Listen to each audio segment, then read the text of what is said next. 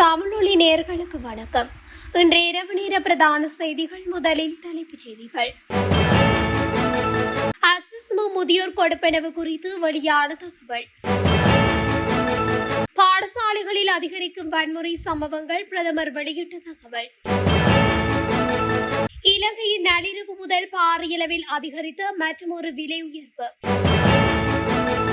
இலங்கையில் ஏற்பட்டுள்ள நெருக்கடி, ஊழியர்களின் வேலைகள் பறிபோகுமா? பண்டிகை காலத்தில் பொதுமக்களுக்கு விடுக்கப்பட்ட அறிவிப்பு. கடத்தொழிலாளர்களுக்கான எரிபொருள் மானியம் அறிவிப்பு. இலங்கையர்களுக்கு மகிழ்ச்சி தகவல், குறைகிறது எரிபொருள் விலை. பொது அவசர கால நிலை மேலும் நீடிப்பு. பெற்றோருக்கு கொடை கொண்டு சென்ற யுவதிக்கு நடந்தேறிய துயரம், ஸ்தலத்திலே பிரிந்த உயிர்.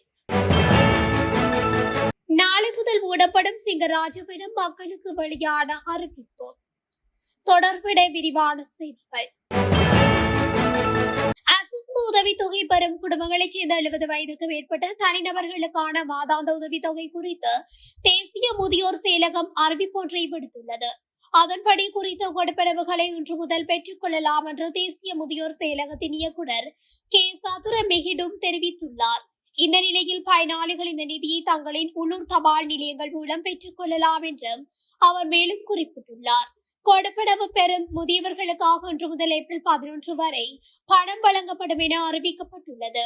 மேலும் ஜூன் 2026 முதல் பயனாளிகளுக்கான அனைத்து உதவித்தொகைகளும் வங்கிக் கணக்குகள் மூலமாக மட்டுமே வழங்கப்படும் என்றும் அவர் மேலும் தெரிவித்தமை குறிப்பிடத்தக்கது. கடந்த 10 ஆண்டுகளில் நாட்டின் அரசு மற்றும் தனியார் பாடசாலைகளில் 1000க்கும் மேற்பட்ட துஷ்பிரயோகங்கள் மற்றும் வன்முறை சம்பவங்கள் பதிவாகியுள்ளதாக பிரதமரும் கல்வி அமைச்சருமான ஹரணிமரு சூரிய தெரிவித்துள்ளார். நாடாளுமன்றத்தில் நேற்று நாடாளுமன்ற உறுப்பினர் சமுத்ராணி கிரியல்ல எழுப்பிய கேள்விக்கு பதிலளிக்கும் போதே பிரதமர் இந்த விவரங்களை சமர்ப்பித்தார். இதுகுறித்து பிரதமர் மேலும் தெரிவித்ததாவது, 2015 ஆண்டு முதல் 2025 ஆண்டு வரையிலான காலப்பகுதியில் மொத்தம் 1026 வன்முறை சம்பவங்கள் பதிவாகியுள்ளன. குறிப்பாக கடந்த சில ஆண்டுகளில் இந்த சம்பவங்களின் எண்ணிக்கை சடதியாக அதிகரித்துள்ளதை புள்ளி விவரங்கள் காட்டுகின்றன. 2015 69 சம்பவங்கள் பதிவாகி இருந்த நிலையில் 2024 155 ஆகவும் 2025 159 ஆகவும் இது உயர்வடைந்துள்ளது. இந்த வன்முறை கலாச்சாரத்தின் விளைவாக இதுவரை 425 மாணவர்கள் பாடசாலை கல்வியை விட்டு இடைவிலகியுள்ளதுடன் 6 மாணவர்கள் உயிர் மாய்ப்பு செய்து கொண்டுள்ளனர். இவ்வாறான நிலைமைகளை கட்டுப்படுத்த அரசாங்கம் எடுத்து வரும் நடவடிக்கைகள் குறித்து விளக்கிய பிரதமர், பாடசாலைகளில் மாணவர்களுக்கான உளவியல் ஆலோசனை திட்டங்கள் பலப்படுத்தப்பட்டு வருகின்றன. கட்டாய கல்வி சட்டத்தின் கீழ் அமைக்கப்பட்டுள்ள வருகை குழுக்கள் மூலம் பாடசாலைக்கு வராத மாணவர்களை கண்டறிந்து அவர்களை மீண்டும் இணைக்கும் பணிகள் தீவிரப்படுத்தப்பட்டுள்ளன. ஆசிரியர்கள் மற்றும் அதிபர்களுக்கு தொழில்சார் ஒழுக்க நெறிகள் குறித்து விசேட பயிற்சிகள் வழங்கப்படுவதுடன் தேசிய சிறுவர் பாதுகாப்பு அதிகார சபையின் பங்களிப்புடன் விழிப்புணர்வு திட்டங்கள் முன்னெடுக்கப்படுகின்றன. சுகாதாரம், காவல்துறை மற்றும் சிறுவர் நன்னடத்தை திணைக்களம் ஆகியவற்றுடன் இணைந்து ஆபத்தான சூழல்களை முன்கூட்டியே கண்டறிந்து மாணவர்களையும் பெற்றோர்களையும் பாதுகாக்கும் நடவடிக்கைகள் எடுக்கப்பட்டுள்ளன. பாடசாலை சூழலை மாணவர்களுக்கு பாதுகாப்பான இடமாக மாற்றுவதற்கு கல்வி அமைச்சு முன்னுரிமை அளித்து செயற்படும் என பிரதமர் தெரிவித்துள்ளார். அனைத்து துப்புரவு பொருட்கள் மற்றும் திரவங்களின் விலை நேற்று நள்ளிரவு முதல் உயர்த்தப்பட்டுள்ளது. நேற்று நள்ளிரவு முதல் 25% விலை உயர்வு அறிவிக்கப்பட்டுள்ளதாக உள்ளூர் தொழில் முனைவோர் மேம்பாட்டு மையம் அறிவித்துள்ளது. நேற்று நடைபெற்ற ஊடக சந்திப்பில் உள்ளூர் தொழில் முனைவோர் மேம்பாட்டு மையம் இந்த அறிக்கையை வெளியிட்டுள்ளது. அதன்படி உள்நாட்டில் தயாரிக்கப்பட்ட 1 கிலோ சவர்க்கார தூளின் விலை 75 ரூபாயும், பாத்திரம் கழுவும் திரவத்தின் விலை 150 ரூபாயும், கழிப்பறை சுத்தம் செய்யும் திரவத்தின் விலை 115 ரூபாயும், கை கழுவும் திரவத்தின் விலை 120 ரூபாயும், வாகனம் கழுவும் திரவத்தின் விலை 100 ரூபாயாகவும் உயர்த்தப்பட்டுள்ளது. இந்த பொருட்களை தயாரிக்க பயன்படுத்தப்படும் மூலப்பொருட்களின் விலை உயர்வு மற்றும் எரிபொருள், எரிவாயு மற்றும் மின்சார கட்டணங்களின் விலை உயர்வு காரணமாக தங்கள் பொருட்களின் விலை உயர்த்தும் முடிவு எடுக்கப்பட்டுள்ளதாக அறிவித்துள்ளது. மத்திய கிழக்கு நிலவும் மோதல் நிலைமைகள் காரணமாக நாட்டில் நிலவும் எரிபொருள் நெருக்கடி காரணமாக தொழில் சந்தையில் ஏற்படக்கூடிய தாக்கங்கள் குறித்து ஆராயப்பட்டுள்ளதாக தொழிலமைச்சு செயலாளர் SM பேதிச தெரிவித்துள்ளார். தற்போது வரை வேலைவாய்ப்பு இழப்புகள் குறித்த உத்தியோகபூர்வ தகவல்கள் எவையும் கிடைக்கப்பெறவில்லை. இருப்பினும் எதிர்காலத்தில் ஏற்படக்கூடிய சவால்களை எதிர்கொள்ள அமைச்சு ஆயத்தமாகி வருகின்றது. எரிபொருள் நெருக்கடியினால் தொழில் சந்தையில் ஏற்படக்கூடிய தாக்கங்கள் குறித்து தேசிய தொழில் ஆலோசனை சபையில் ஏற்கனவே விரிவாக ஆராயப்பட்டுள்ளது.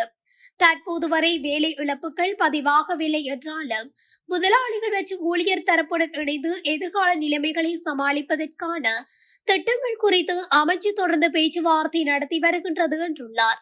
மத்திய கிழக்கு நிலவும் மோதல் நிலைமைகள் காரணமாக உலகளாவிய எரிபொருள் விநியோக சங்கிலியில் ஏற்பட்டுள்ள பாதிப்புகள் இலங்கையிலும் எரிபொருள் தொடர்பான சவால்களை தோற்றுவித்துள்ளன.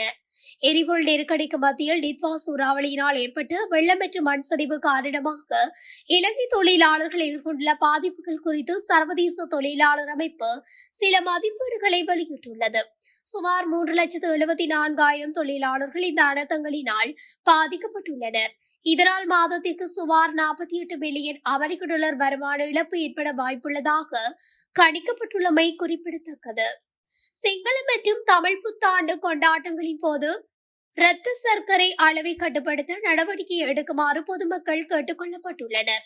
சுகாதார மேம்பாட்டு பணியகத்தில் நடைபெற்ற ஊடக சந்திப்பில் பேசிய டாலபில்லா சுரப்பியல் ஆலோசகர் வைத்தியர் மணில் காசுமடத்திலக்க பண்டிகை காலங்களில் இனிப்புகளை உண்பதில் கவனமாக இருக்க வேண்டியதன் முக்கியத்துவத்தை வலியுறுத்தினார். பால் சாதம், கேவும் குக்கீஸ் மற்றும் அல்வா போன்ற பாரம்பரிய புத்தாண்டு உணவுப் பொருட்கள் கொண்டாட்டங்களின் இன்றியமையாத பகுதியாகும் என்று அவர் குறிப்பிட்டார். இருப்பினும் ஒரு நேரத்தில் ஒரு வகை இனிப்பை மட்டுமே உட்கொள்ள வேண்டும்.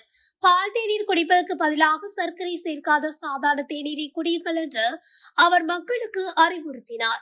பண்டிகை காலத்தில் இதுபோன்ற எளிய மாற்றங்கள் இந்த ரத்த சர்க்கரை அளவை ஓரளவுக்கு சீராக பராமரிக்க உதவும் என்று குறிப்பிட்டுள்ளார். கடத்தொழிலாளர்களுக்கான எரிபொருள் மானியத்தை ஜனாதிபதி அறிவித்துள்ளார். இது கடத்தொழிலாளர்களாகிய எங்களுக்கு பெரும் சந்தோஷத்தை அளிக்கிறது என கடத்தொழிலாளர் இணையத்தின் செயலாளர் NM ஆலம் தெரிவித்துள்ளார். அத்தோடு வடமாகாண கடத்தொழிலாளர்களின் பிரச்சனைகளை தீர்ப்பதற்கு எம்மோடு தொடர்புகளை பேணுவதற்கும் கடத்தொழில் அமைச்சருக்கு பொருத்தமான ஒரு இணைப்பாளரை வடமாகாணத்திற்கு நியமிக்க வேண்டும் எனவும் கோரிக்கை விடுத்துள்ளார். அண்மையிலே ஜனாதிபதி அவர்கள் நாடாளுமன்ற உரையின் போது கடத்தொழிலாளர்கள், விவசாயிகள் மற்றும் அசஸ்ம பயனாளிகளுக்கான தற்போதைய அசாதாரண நிலை குறித்து பேசியிருந்தார்.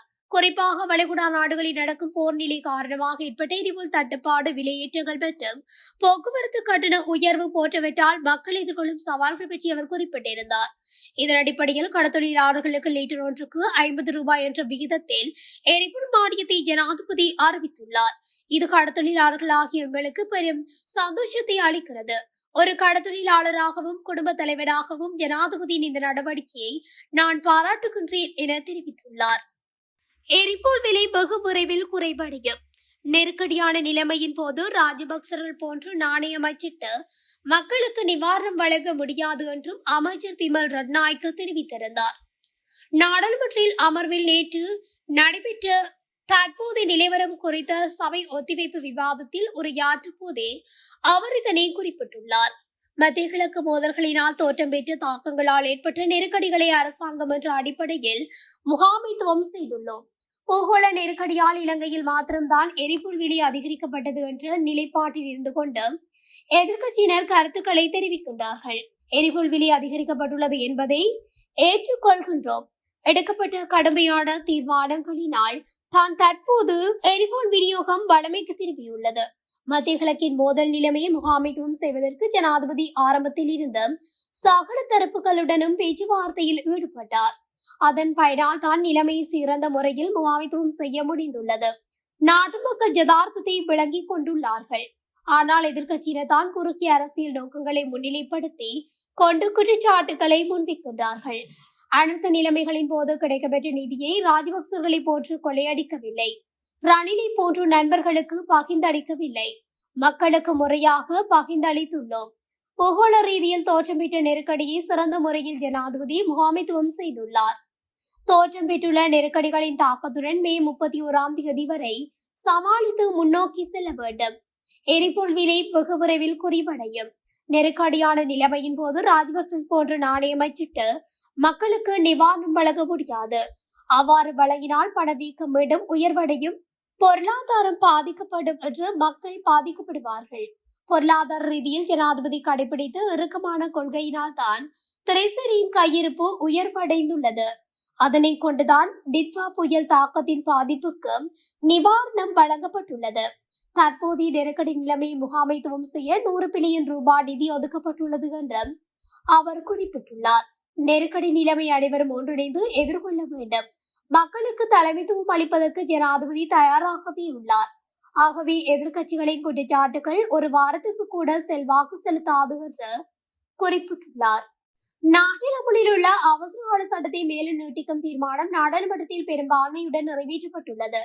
இந்த தீர்மானத்துக்கு அமைவாக 137 வாக்குகளும் எதிராக 27 வாக்குகளும் அளிக்கப்பட்ட நிலையில் 110 மேலதிக வாக்குகள் மூலம் தீர்மானம் நிறைவேற்றப்பட்டுள்ளது. அவசரகால சட்டத்தின் நீட்டிப்பு தொடர்பான இந்த தீர்மானம் நாட்டின் பாதுகாப்பு நிலைமைகள் மற்றும் சட்ட ஒழுங்கை பராமரிக்கும் தேவையை முன்னிட்டு அரசாங்கத்தினால் முன்வைக்கப்பட்டது. இதேவேளை எதிர்க்கட்சிகள் சிலர் இந்த நீட்டிப்புக்கு எதிர்ப்பு தெரிவித்து அவசரகால சட்டத்தின் தொடர்ச்சி பொதுமக்களின் அடிப்படை உரிமைகள் மீது தாக்கத்தை ஏற்படுத்தும் என்பதையும் சுட்டிக்காட்டினார். வெள்ளவாயு பிரதேச செயலக பிரிவுக்குட்பட்ட கந்தப்பனாங்கல பகுதியில் மின்னல் தாக்கியதில் 23 வயதுடைய யுவதி ஒருவர் உயிரிழந்துள்ளதாக போலீசார் தெரிவித்தனர். மழை பெய்து கொண்டிருந்த வேளையில் வீட்டின் அருகிலுள்ள விவசாய நிலத்தில் வேலை செய்து கொண்டிருந்த தனது தாய் மற்றும் தந்தைக்கு குடையை கொடுத்து அவர்களை வீட்டிற்கு அழைத்து வருவதற்காக சென்றபோது மின்னல் தாக்கியதில் குறித்த யுவதி அந்த இடத்திலேயே உயிரிழந்துள்ளதாக தெரிவிக்கப்படுகிறது. உயிரிழந்த யுவதியின் உடல் பிரேத பரிசோதனைக்காக வைத்தியசாலையில் வைக்கப்பட்டுள்ளது. போலீசார் மேலதிக விசாரணைகளை மேற்கொண்டு வருகின்றனர். உலக மரபுரிமையான சிங்கராஜா வனப்பகுதியின் குடவ பிரதான நுழைவாயில் நாளை முதல் 15ஆம் தேதி வரை 6 நாட்களுக்கு மூடப்படும் என சிங்கராஜ வன கட்டுப்பாட்டு அலுவலகம் தெரிவித்துள்ளது. புத்தாண்டு விடுமுறை காரணமாக இவ்வாறு 6 நாட்களுக்கு சிங்கராஜா வனம் மூடப்படுவதாக அறிவிக்கப்பட்டுள்ளது. மீண்டும் 16ஆம் தேதி முதல் வழமை போன்று சுற்றுலா பயணிகளுக்காக பிரதான நுழைவாயில் திறக்கப்படும். எனவே மேற்குறிப்பிட்ட நாட்களில் சிங்கராஜ வனத்தை பார்வையிடுவதற்காக குடவ நுழைவாயிலூடாக சுற்றுலா பயணிகள் வருகை தர முடியாது என அவர் மேலும் குறிப்பிட்டுள்ளார். இத்துடன் தமிழொலியின் இன்றைய இரவு நேர பிரதான செய்திகள் நிறைவடைகின்றன. தொடர்ச்சியாக செய்திகளை அறிந்து கொள்ள தமிழொலி ஊடகத்துடன் இணைந்திருங்கள். நன்றி, வணக்கம். தமிழொலி ஒரே பார்வையில் இன்றைய செய்திகளை உடனுக்குடன் தெரிந்து கொள்ள தமிழொலி யூடியூப் தளத்தை சப்ஸ்கிரைப் செய்து கொள்ளுங்கள். இந்த வீடியோ பிடிச்சிருந்தா லைக் பண்ணுங்க, கமெண்ட் பண்ணுங்க, ஷேர் பண்ணுங்க. மறக்காம கீழே இருக்கிற பெல் ஐகானை கிளிக் பண்ணுங்க.